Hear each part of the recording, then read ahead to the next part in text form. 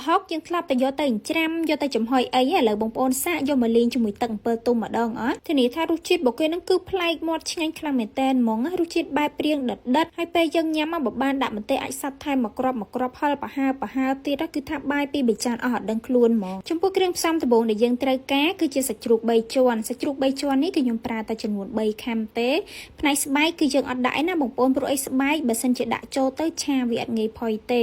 ហើយសាច់ជ្រូកហ្នឹងខ្ញុំហាន់វាជាដុំរាងតូចៗអញ្ចឹងហើយបានយកវាមកច្រាំឲ្យម៉ត់ឬក៏មិនអញ្ចឹងទេបងប្អូនអាចយកទៅកិនក៏បានដែរប៉ុន្តែធ្វើម៉េចកុំឲ្យម៉ត់ខ្លាំងណាបងប្អូនឲ្យវានៅរាងដុំមកចំពោះប្រហុកគឺខ្ញុំប្រើ6 7កន្ទុយយើងលាងទឹកឲ្យស្អាតហើយច្រាំវាឲ្យម៉ត់មកប្រហុកបងប្អូនជិះវាកុំយកទៅកិនណាប្រហុកកិនគឺអត់ម៉ត់ទេបងប្អូននៅដុំឆ្អឹងទេហើយគ្រឿងបន្ទាប់ទៀតហ្នឹងគឺមានជាខ្ទឹមសខ្ទឹមក្រហមហើយនិងម្ទេសខ្ទឹមសខ្ទឹមក្រហមដាក់កាន់តែច្រើនកាន់តែឆ្ងាញ់ទាំងពីរមុខហ្នឹងគឺខ្ញុំយកវាមកហាន់ជាដុំតូចអញ្ចឹងទៅដើម្បីយើងងាយស្រួលយកទៅលេងគឺវាឆាប់ឡើងពណ៌កាឡាតហើយបើចំពោះម្ទេសវិញបងប្អូនដាក់តិចច្រើនតាមចំណង់ចំណូលចិត្តបន្ទាប់មកយើងមកធ្វើទឹកអំពិលទុំមកបងប្អូនទឹកអំពិលទុំហ្នឹងមុននឹងយើងជ្រុំយើងយកវាទៅលាងទឹកមួយទឹកពីរទឹកឲ្យស្អាតសិនមកហើយបន្ទាប់មកយើងត្រាំជាមួយទឹកក្តៅ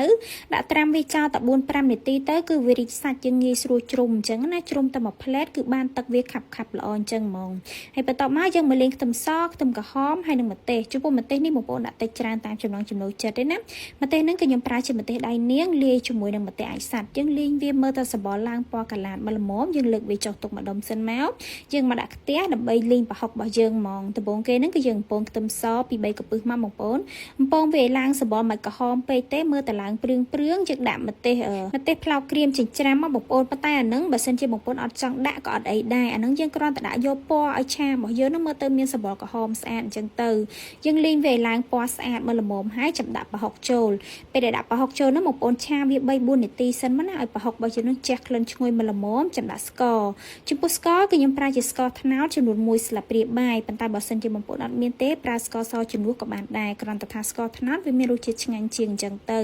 ហើយប៊ីចេងខ្ញុំបន្ថែមចំនួន1ស្លាបព្រាកាហ្វេទៀតប៉ុន្តែបើសិនជាបងប្អូនអត់ញ៉ាំប៊ីចេងទេអត់ដាក់ក៏អត់អីដែរយើងឆាគ្រឿងទាំងអស់ហ្នឹងឲ្យចូលជាតិគ្នាសព្វល្អហើយចាំដាក់សាច់ជ្រូកចូលយើងដាក់សាច់ជ្រូកឆាយូរបន្តិចបងប្អូនព្រោះអីសាច់ជ្រូកឆាយូរដែរបានវាឆ្អិនយើងឆា 5-6 នាទីមើលទៅសាច់ជ្រូកយើងឆ្អិនហើយចាំដាក់ទឹកអំពិលទុំ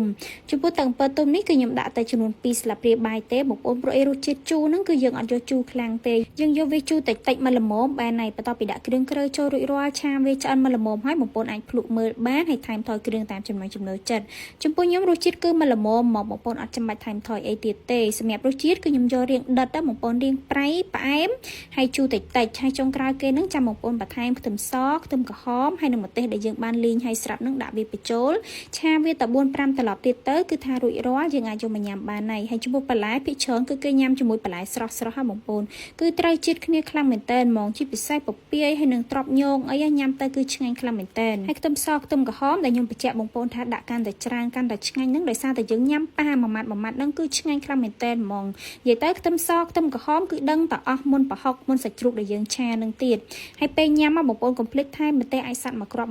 មកគឺថាហិលប្រហើឆ្ងាញ់មែនតើនិយាយទៅម្ទេសអាចសាត់ហ្នឹងគឺវាអត់សូវហិលទេយើងបានយកទៅលេងផងក្លិនវាកាន់តែឈ្ងុយហើយរសជាតិហ្នឹងញ៉ាំជាមួយប្រហុកទៅគឺត្រូវគ្នាខ្លាំងមែនតើហ្មងហើយសម្រាប់បងប្អូនណាដែលអត់ចេះញ៉ាំត្រប់ពុតញងទេធានាថាមួយមុខនេះដឹងតែបងប្អូនញ៉ាំជាមួយត្រប់ពុតញងឆ្ងាញ់ហ្មង